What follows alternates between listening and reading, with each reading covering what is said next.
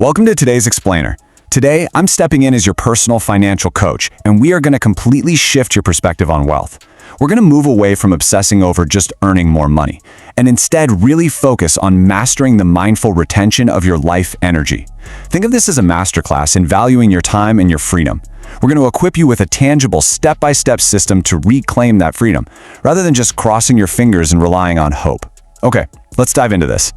Here is our syllabus for today. We'll be looking at number 1, the leaky bucket trap. 2, the pain of paying. 3, the 4 Kakeibo pillars. 4, rewiring your shopping habits. 5, wealth is a gap. And finally, number 6, your ledger of life. Section 1, the leaky bucket trap. So before we can even start building wealth, we've got to shatter this massive illusion. You know, the myth that simply increasing your income is going to magically cure all your financial stress. Imagine 2 guys standing in a rainstorm. The first guy is holding this massive bucket, which represents a huge executive's salary. The rain is pouring in, but his bucket has 100 holes in the bottom. By the end of the storm, he's exhausted, stressed out, and totally broke. Now the second guy holds a much smaller cup, representing a lower income, but his cup is solid steel. No holes whatsoever. He catches every single drop and eventually fills barrel after barrel. Making more money with bad habits is literally just pouring water into a leaky bucket. True wealth, that comes from having a solid steel cup. Section 2, the pain of paying. Let's diagnose exactly why you might feel so trapped right now. To put it simply, modern corporations have completely eliminated the friction from spending. Think about it.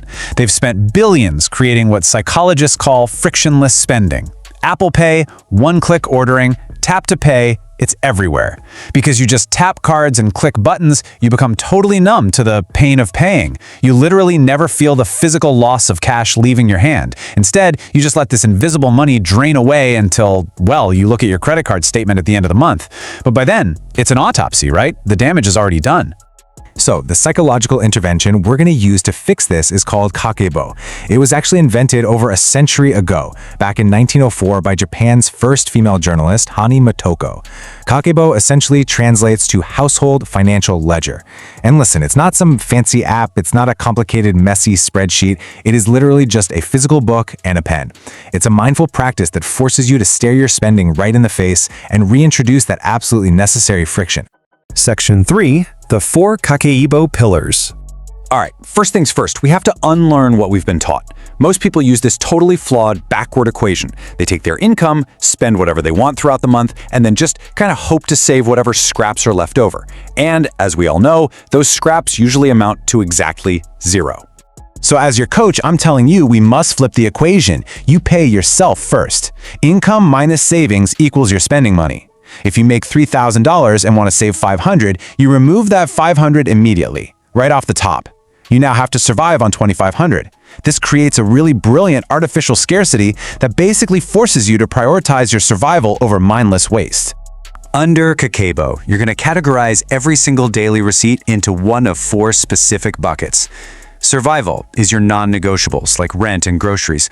Optional is your wants, dining out, shopping, that kind of thing.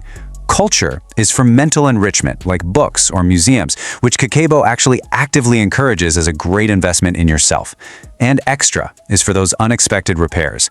Sitting down for just 3 minutes a day to write these out, it's a daily checkup that diagnoses exactly where your financial battle is being won or lost.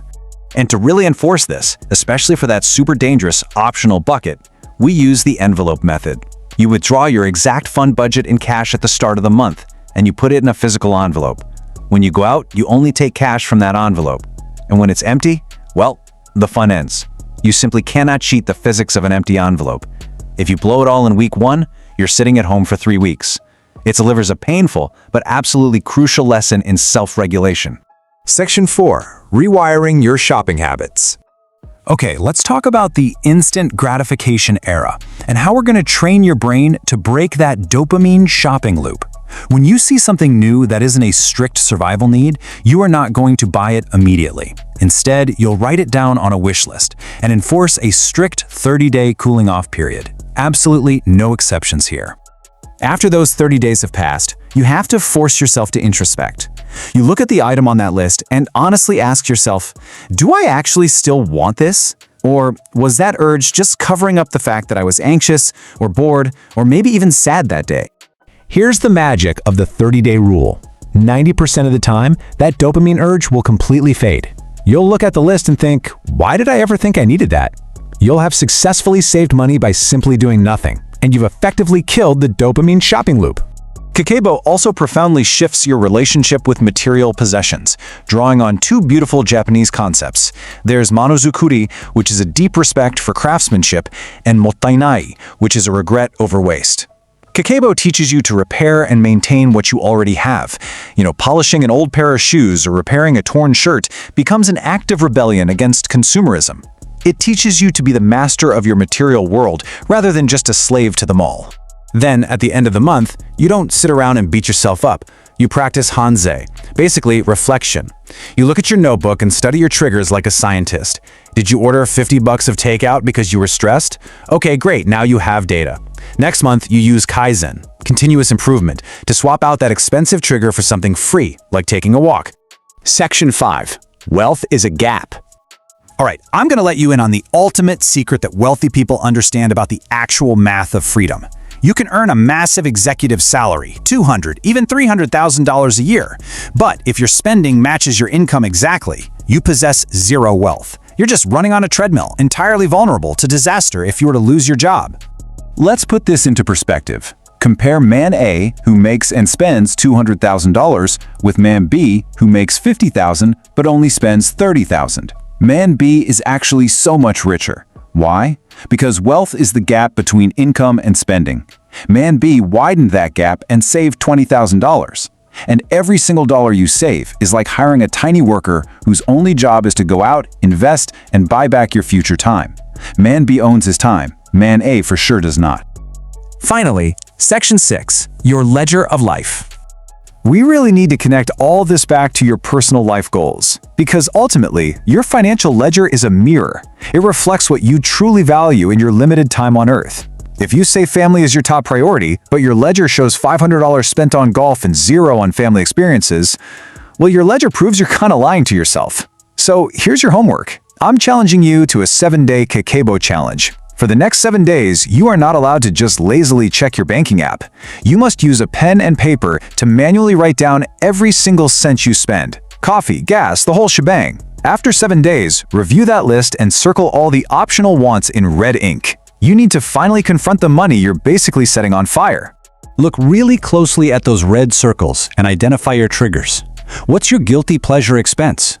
What is that one seemingly small, mindless leak? Maybe the daily latte, the late-night in-app purchases, or those convenience Ubers that is just draining your life energy every single month? Because awareness is the very first step to change.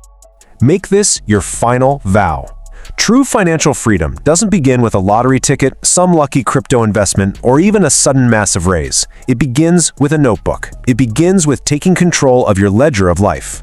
Start today. Patch up your bucket and start buying back your freedom. Thanks for joining me for this explainer. Now go grab a pen and get to work. Because you really have to ask yourself, 10 years from now, will you own your time or will your lifestyle still own you?